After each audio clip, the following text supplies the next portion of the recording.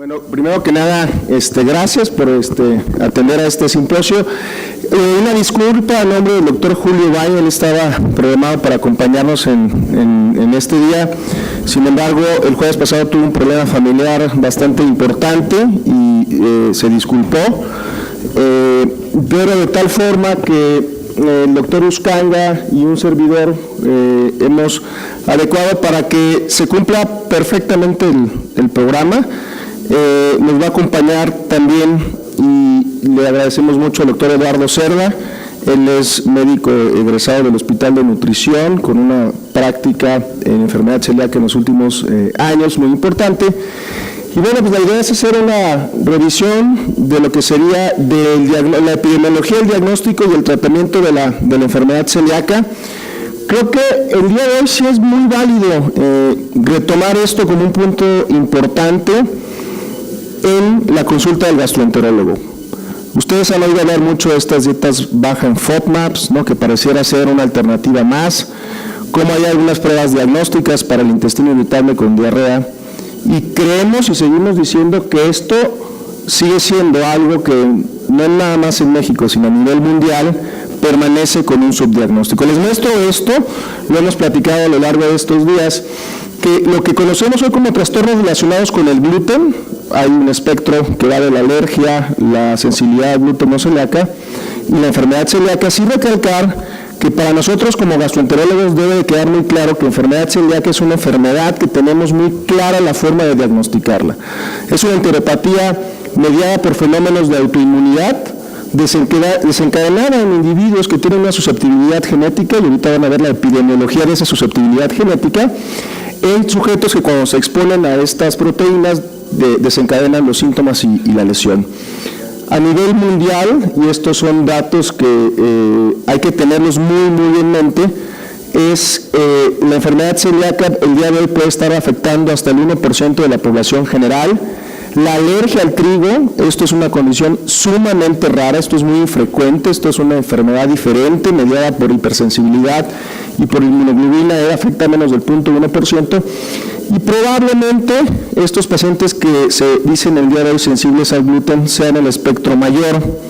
También recordar que hasta el 15% de la población general, cuando se expone a estas proteínas, al gluten, a estas harinas, van a tener síntomas no necesariamente relacionados por el gluten. Este es un mapa tradicional de la epidemiología de la enfermedad celíaca hace algunos años, donde se decía que esta era una enfermedad altamente prevalente en países con población caucásica, con genes europeos, y nos ponían a México y a Latinoamérica con un desconocimiento total de la epidemiología de esta enfermedad. Y por lo menos nosotros crecimos en el concepto de que esta era una enfermedad rara en México, que había que ser descendientes de españoles y europeos para tenerla. Van a ver ahora en los estudios latinoamericanos cómo esto realmente ya no está pasando. La prevalencia global se estima que es entre el 0.6 y el 1.1%. Si consideramos que la población mundial tiene 7.4 billones de habitantes, pues en el mundo hay entre 37 y 59 millones de habitantes. En México habrá a lo mejor entre 800,000 y 1.200.000 mexicanos que padecen enfermedad celíaca, y este es un problema global donde ese millón de mexicanos que puede estar padeciendo enfermedad celíaca el día de hoy permanecen sin diagnóstico. Y esto pasa en Estados Unidos, en Finlandia, en Suecia, en Noruega y en la misma Argentina. Recordar que esta es una herencia del continente europeo, vean las prevalencias en estos países donde se describe que esta susceptibilidad genética asociada a los antígenos de histocompatibilidad de Q2, de Q8, pues llegaron a nuestras civilizaciones a través de los fenómenos de migración.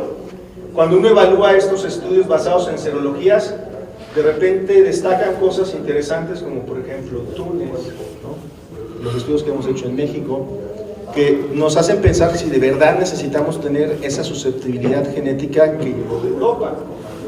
Es bien importante también hablar del incremento de la incidencia. Esto es algo epidemiológico, esto es lo que ha estado pasando en los países donde se controla y se manejan muy bien las cortes. Vean cómo en Holanda, en Inglaterra y en Estados Unidos, por ejemplo, en los últimos 10 años ha habido un incremento importante en los casos nuevos de enfermedad celíaca. Y esto se ha discutido hasta el cansancio, por ejemplo, en la corte de la Clínica Mayo de Rochester, si fue el momento de tener mejores pruebas diagnósticas, como mejores anticuerpos o mejor atención o búsqueda de la enfermedad, o que probablemente sí hay una incidencia real. Cuando uno ve estas curvas de que van en ascenso y de repente llegan a una meseta, en ninguna de las cortes realmente hay un descenso, como que se estabiliza, como que empezamos a detectar mejor. Y cuando uno lo compara, por ejemplo, con la correlación del consumo de gluten y la enfermedad, también se empieza a ver esta pendiente epidemiológica donde se demuestra que a mayor cantidad de gluten esté consumiendo la población con esa susceptibilidad genética, va a haber más casos. Entonces no es nada más una situación relacionada con la cuestión de más diagnósticos, sino que cada vez se consume más gluten. Es importante decirlo, por obviedad de tiempo no lo podemos mencionar, pero el trigo ha ido evolucionando y este trigo que comemos hoy no es igual que el trigo ancestral, que probablemente no era tan tóxico cuando se presentaban estos sujetos. Y esta es una diapositiva que nos compartió el doctor Bay, donde demuestra, por ejemplo, el día de hoy, cómo en países como en la Argentina, cerca del 40% del contenido energético proviene de una dieta alta en granos, algo más o menos similar a lo que pasa en Brasil, y yo les voy a mostrar esto es un estudio muy interesante, donde de repente tenemos como estigmas, donde en México y en Centroamérica nuestra dieta es arroz, maíz, frijol, chiles y nada más. Y ha habido una transición, o sea, no nada más en México. Esta transición del maíz al trigo es una área de retos, de oportunidades, pero también está haciendo que veamos cada vez más de estos casos. Vean lo que pasa en México. Estos son resultados de la encuesta nacional de consumo de alimentos del 2005 en adolescentes, son casi 7,000 sujetos. Y en esta encuesta, la población el día de hoy está consumiendo más o menos, por lo menos de forma regular, el 43% de forma diaria toma pan o consume pan. Si vemos otros cereales, por ejemplo los cereales que se toman en la mañana, pues hasta el 26%, o sea el 75% de nuestra población mexicana se expone al gluten de forma continua. Entonces creo que sí es muy importante tener este conocimiento de que cada vez vamos a ver más casos, y seguramente en las siguientes presentaciones nos darán los expertos estas pistas como para seguir detectando oportunamente a los pacientes. ¿Cuál es la epidemiología actual en Latinoamérica? Creo que aquí sí hay un avance muy importante, y es importante destacar lo siguiente. Hay una diversidad racial, hay un desconocimiento genético y de riesgo. Van a ver cómo en México afortunadamente cada vez conocemos mejor el riesgo genético y los grupos vulnerables y susceptibles donde están estos pacientes. Hay una diversidad en el consumo de trigo, desconocimiento de la enfermedad, falta de interés en la investigación y malos diseños epidemiológicos, que si bien no son los mejores, por lo menos tenemos certeza. Vean esto, que es importante y que va de la mano con esta susceptibilidad genética. Esta es la población en estos países como Argentina, Chile y Uruguay. El porcentaje de caucásicos es muy alto, 90% de la población es caucásica, o sea, tienen estos genes portadores. Y lo que pasa, por ejemplo, en Perú, Bolivia, Ecuador, el porcentaje de población mestiza es muy alto, es el 80%, y uno pensaría que esta enfermedad sería rara aquí. Nosotros tenemos una población con predominancia caucásica, la prevalencia no es tan alta, es el 10-40%, y pensaríamos entonces que la enfermedad celíaca en México debería ser menos prevalente. Bueno, no necesariamente, porque cuando uno evalúa la predisposición genética en Chile, en Brasil, en Argentina, ustedes pueden ver la prevalencia de los antígenos de Q2, puede ser hasta algo que esté presente en el 40% de estas poblaciones, y esto, aunque es más prevalente en la enfermedad celíaca, pues sí, de repente en poblaciones no necesariamente con estos genes caucásicos podemos tener una susceptibilidad genética. Y recordar que el día de hoy, esta es una definición de qué es un mestizo mexicano. Esto es lo que los genetistas y epidemiólogos lo dicen. Este es un estudio en mexicanos. Son individuos que al menos en 2 generaciones existan sujetos nacidos en México y que sean descendientes de los habitantes autóctonos de la región, y o de caucásicos, principalmente españoles, o afroamericanos que llegaron a América en el siglo XVI, ¿no? Y aquí tenemos la proporción de lo que pudieran ser nuestros genes amerindios, ¿no? Caucásicos y los genes africanos, y en el estudio de la genética del mexicano, del genoma del mexicano, van a ver que en diversas partes del país, si ustedes ven esto, en rojo serían los genes europeos, en azul los genes nativos mexicanos y en otros colores incluso genes afroamericanos, pues en todas estas partes de una u otra forma lo que predomina son estos genes europeos, ¿no? Y lo que es muy interesante es que en minorías étnicas el DQ8 también puede estar presente, altamente prevalente, y esto es algo que en los últimos años ha llamado mucho la atención. Esta es la susceptibilidad genética, estoy seguro que Eduardo mencionará algo de eso, porque él es de las pocas gentes que han estudiado esto en el país, pero vean, esta es la prevalencia de DQ2 y de DQ8, ¿no? Y no necesariamente puede ser DQ2 lo que esté dando esta susceptibilidad. Vean lo que pasa, y es la prevalencia de DQ8 en indios de Norteamérica, en mestizos mexicanos, en Ecuador, en Brasil y en indios tobas. O sea, ahí hay algo que no necesariamente nos va a decir que nuestros genes ancestrales europeos son los responsables. Y llama mucho la atención, por ejemplo, de las poblaciones nativas que tienen mayor prevalencia a nivel de enfermedad celíaca, es una comunidad saharaui que está en el desierto del Sahara, que cuando se introduce el gluten la enfermedad se manifiesta. El doctor Bay tiene un estudio al respecto, ahorita se los voy a mostrar. Y les muestro esto, que es probablemente el mejor resumen el día de hoy de lo que sería la prevalencia de la enfermedad celíaca en Latinoamérica. Es una revisión sistemática publicada en esta revista, que es una revista con un impacto muy alto. El resumen, y esto será como uno de los mensajes para llevar a casa, es que la enfermedad celíaca en Latinoamérica tiene una prevalencia que va entre el 0.4 y el 0.7, o sea, no somos diferentes en prevalencia de lo que pasa en otras partes del mundo, y no necesariamente pudiera ser esa susceptibilidad genética que nos llegó de Europa. Este estudio, vean, evalúa una gran cantidad de artículos, por lo menos hacen un muy buen filtro, y vean el número de publicaciones en México, en Cuba, en Venezuela. Evidentemente los países que lideran esto son Brasil y Argentina, y con eso se establecen prevalencias, por ejemplo, en Brasil de 1 en 200 a 1 a 700, en Argentina de 1 a 100 a 1 a 150, y uno pudiera decir, bueno, es que aquí son más blancos, menos blancos, más negritos. La verdad es que se está reconociendo es volver a conocer el componente genético de la enfermedad celíaca. Por ejemplo, en Argentina, y creo que vean estas cifras, son los primeros estudios realizados en las zonas de La Plata, en escrutinios, en donadores de sangre o sujetos que van a una evaluación prenupcial, estos ensayos prenupciales que todos nos tendremos que hacer. Ellos incluyen enfermedad celíaca y detectan que es prevalente hasta en el 0.7 de su población. Y este es el artículo que les mencionaba, donde se evalúa una población nativa de la Argentina, son indios tobas, esos han tenido muy poco contacto con el gen europeo, y que cuando, por cuestiones de políticas de salud, donde probablemente una fuente grande de energía es proveer de estas harinas para tratar de suplementar y cubrir esas deficiencias nutricionales, encuentran prevalencias muy altas y presencias, vean, un gen DQ8 de hasta el 95%. Entonces, esto sí nos lleva a pensar que probablemente muchos de estos mitos de que nos protegían la dieta, que el ser más morenito, ¿no?, que el no tener mucha mezcla racial nos exime de tener enfermedad celíaca, creo que el día de hoy no es válido, y lo van a ver con un estudio realizado en el noroeste del país que les voy a mostrar. Entonces, de estos mitos creo que ya no debemos, a ver, es raro, pero es igual de raro que en otras partes, y esta baja prevalencia no debería evitar la búsqueda intencional. Creo que esto es un error.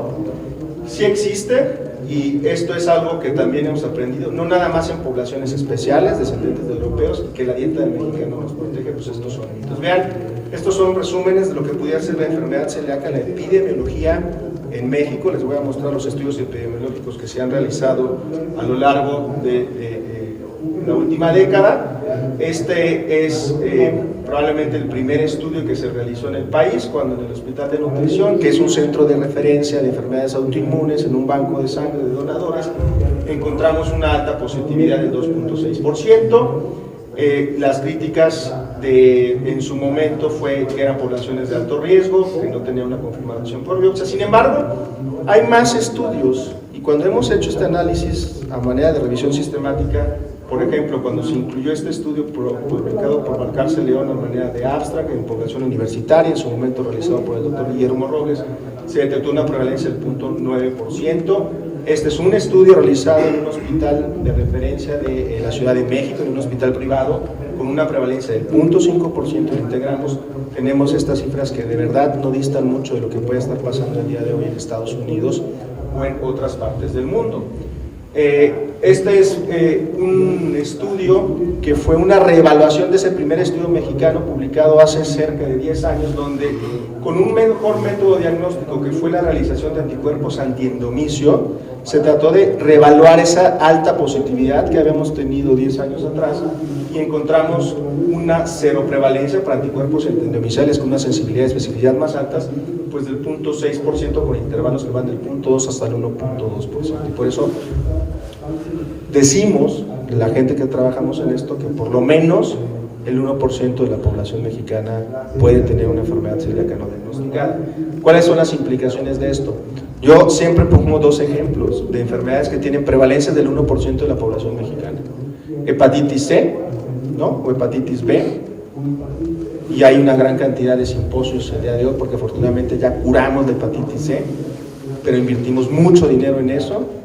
Enfermedad inflamatoria intestinal, probablemente sea muy similar, es una industria que genera millones de pesos y esto, como no genera ninguna intervención terapéutica más que un buen consejo dietético, pareciera que no le interesa a mucha gente.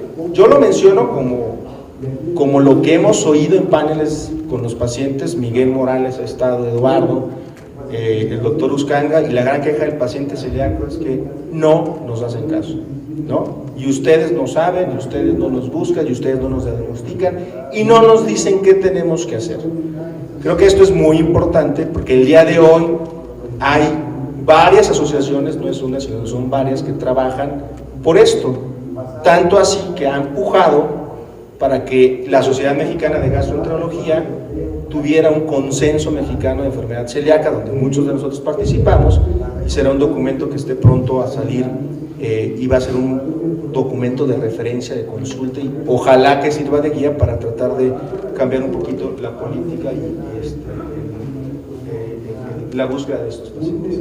Vean que esto es lo que nosotros clínicamente conocemos como el iceberg celíaco, los pacientes que están afuera, y bueno, está muy parecido, o sea, probablemente aquí este es 0.6% de mexicanos es lo que estamos viendo, y se nos olvida que aquí hay un subgrupo muy importante de pacientes sin diagnósticos, donde es bien importante mostrar esta gráfica. Esta es una gráfica que todos tenemos que tener en mente el día de hoy, que la epidemiología de la presentación clínica de la enfermedad celíaca ha cambiado muchísimo. Antes de 1980, el 80% de los casos o más manifestaban con diarrea y malabsorción, y lo que pasa el día de hoy es que menos del 30% llegan con un diagnóstico de malabsorción y desnutrición severa. El 70% está llegando o se están detectando en etapas tempranas en grupos de alto riesgo que pudieran ser esos pacientes con osteoporosis, anemia persistente. Y les muestro esta otra gráfica que resume un poquito la epidemiología de la manifestación o de los grupos de alto riesgo en México. Esto es un resumen de lo que pudiera ser población abierta, les decía el 0.7%, diabetes mellitus tipo 1, el 6% de los pacientes mexicanos con diabetes tipo 1 tienen enfermedad celíaca. En niños, este es un trabajo hecho por Liliana Borona, cerca del 10%. En intestino irritable, 3% de los pacientes con intestino irritable con diarrea pueden ser celíacos sin diagnóstico. En infertilidad, hasta el 3.5%, y en un grupo como este trastorno genético, que es una trisomía, de hasta el 23%. Esta seguramente la han visto antes, pero a mí me gusta mucho siempre presentarles cuáles son las características de los celíacos mexicanos. O sea, cuando llegan al consultorio y ustedes hacen un diagnóstico, la historia es la misma. Los pacientes mexicanos tienen en promedio 48 años de edad, 80% son mujeres, 10% tienen una historia familiar, pero el promedio de duración de síntomas antes del diagnóstico es de 10 años. Y en promedio han visitado 7 médicos, y si uno hace el cálculo de lo que cuesta o lo que ha costado esto, es mucho más caro que de primera instancia en un paciente de alto riesgo, de alta sospecha, hacer el día de hoy una serología, que son pruebas que cada vez el costo es menor. Vean, en los mexicanos, el síntoma más predominante es dolor y distensión abdominal, diarrea, y ahí es donde de repente el awareness lo tenemos que tener en estos pacientes con distensión abdominal refractaria, intestino irritable refractario, dispepsias refractarias. A ver, no estoy diciendo que haya que hacerle a todos los pacientes esto, pero sí esos pacientes que persistentemente vienen fallando. Los pacientes mexicanos también llegan con síntomas, por ejemplo, como manifestaciones dermatológicas, anemia, osteoporosis y hasta estreñimiento. O sea, esto también es otro dato importante, lo ha publicado mucho el doctor Bay. El estreñimiento refractario con distensión abdominal puede ser otra manifestación atípica de la enfermedad celíaca. Tenemos celíacos estreñidos, tenemos celíacos obesos que se superaron de una cirugía bariátrica antes de saber que eran celíacos. O sea, esto de verdad, cada vez tenemos mayor cambio en la manifestación clínica, y eso es lo que les comentaba. Vean cómo los pacientes celíacos, cerca del 70% antes de ser diagnosticados como celíacos tenían síntomas compatibles con el intestino irritable y hasta un tercio dispepsia funcional. Y este es un estudio que a mí me parece muy interesante, porque es este estudio en una población realizada en el noroeste del país, en niños. El grupo de la doctora Calderón de la Barca, ellos tienen un centro de investigación de esto, no nada más de celiaquía, sino también de maíz y algunos otros nutrimentos. Evaluaron 24 casos de niños con diagnóstico de enfermedad celíaca. La mitad de estos niños tenían una predisposición genética de EQ2, una alta prevalencia de EQ8, y muchos o algunos de estos niños eran niños de la Sierra Norte del país, o sea, rarámuris, sin una mezcla genética, que tienen este gen que se parece mucho al de los tobas y que pudieran parecerse mucho al de los saharauis que se reporta. Entonces, vean, este es el caso que ellos presentaron alguna vez, un caso de desnutrición severa, y este niño con desnutrición severa se estaba nutriendo a través de una dieta alta en granos, y lo que tenía este niño era una celíaca. Me voy a pasar a este estudio, que fue el estudio sobre la prevalencia en diabetes mellitus tipo 1 que les presentaba, que en su momento realizamos con el doctor Uscanga en el instituto. Este es el estudio de esterilidad, de infertilidad, donde comparado con controles sanos la prevalencia es como del 4 al 5%. Yo esto lo discuto mucho con las clínicas de fertilidad, porque hacen una gran cantidad de pruebas que de repente no les cambia mucho el diagnóstico, y les digo, a ver, una serología no es tan cara, no es más cara de todas estas pruebas, y de repente un 5% de estos pacientes pudieran explicar esa infertilidad primaria por este problema, y cuando uno compara la prevalencia en otras cortes, pues es más o menos similar. O sea, somos muy similares al resto del mundo, ¿no? Aunque nos parezcamos a Cuauhtémoc Blanco o a Toro Valenzuela, ¿no? Somos un grupo o somos una población que tenemos la misma susceptibilidad genética. Este es el estudio de síndrome de Williams, donde les decía, es la trisomía. La trisomía que más está asociada es de síndrome de Down. Esta es otra trisomía, y bueno, la detección va a ir de la mano con otro proceso de Torres. Yo creo que así vemos todavía la enfermedad celíaca en México, ¿no? O sea, uno puede ver muchas cosas o pocas cosas, y mi conclusión sería que la epidemiología en México y en Latinoamérica es muy similar al resto del mundo. Bueno, pues creo que tenemos que seguir trabajando mucho en esto, sobre todo nosotros como gastroenterólogos, porque nosotros somos los que en el 70% de los casos hacemos el diagnóstico de la enfermedad celíaca. Muchas gracias. Me voy a pedir a